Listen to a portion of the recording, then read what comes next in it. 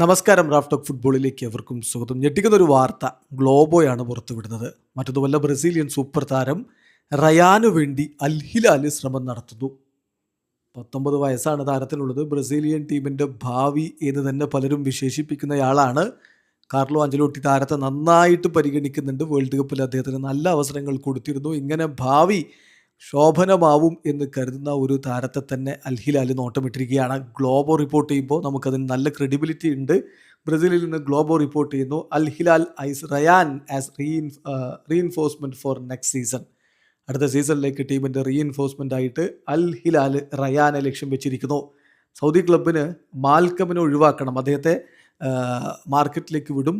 പകരം റീപ്ലേസ്മെൻ്റ് ആയിട്ട് 19-കാരനായിട്ടുള്ള താരത്തെ, അതായത് റയാനെ എത്തിക്കാൻ വേണ്ടിയിട്ടാണ് ഇപ്പോൾ അവർ ശ്രമം നടത്തുന്നത് എന്ന് ഗ്ലോബോയാണ് റിപ്പോർട്ട് ചെയ്യുന്നത്. അതാണ് നമുക്ക് ഇതിൽ ഒരു വലിയ ആശങ്ക. ഗ്ലോബോ റിപ്പോർട്ട് ചെയ്യുമ്പോൾ നമുക്കറിയാം, ബ്രസീലിൽ നിന്നുള്ള മാധ്യമങ്ങൾ നമുക്ക് വിശ്വസിക്കാവുന്ന മാധ്യമമാണ് ഗ്ലോബോ. വളരെ കൃത്യമായിട്ട് അവർ റിപ്പോർട്ട് ചെയ്യുന്ന ഒരു കാര്യമുണ്ട്.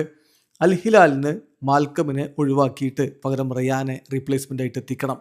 സൗദി ക്ലബിൻ്റെ ഇൻറ്റൻഷൻ എന്ന് പറഞ്ഞാൽ 29-കാരനായിട്ടുള്ള മാൽക്കമിനെ മാർക്കറ്റിൽ വിടുക എന്ന് പറഞ്ഞാൽ അദ്ദേഹത്തെ വിൽപ്പനയ്ക്ക് വെക്കുക. താല്പര്യമുള്ള നല്ല ഓഫറുകൾ വന്നാൽ അദ്ദേഹത്തെ കൊടുക്കും. സിമോൺ ഇൻസാഗിയുടെ ഇപ്പോഴത്തെ പ്ലാനിൽ മാൽക്കമില്ല എന്നതാണ് ഏറ്റവും ശ്രദ്ധേയമായിട്ടുള്ള കാര്യം.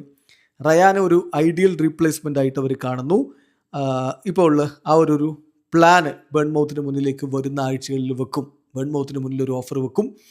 അപ്പോൾ അതെങ്ങനെ ക്ലബ്ബ് പ്രതികരിക്കും എന്നുള്ളതാണ് പരിശോധിക്കുന്നത്.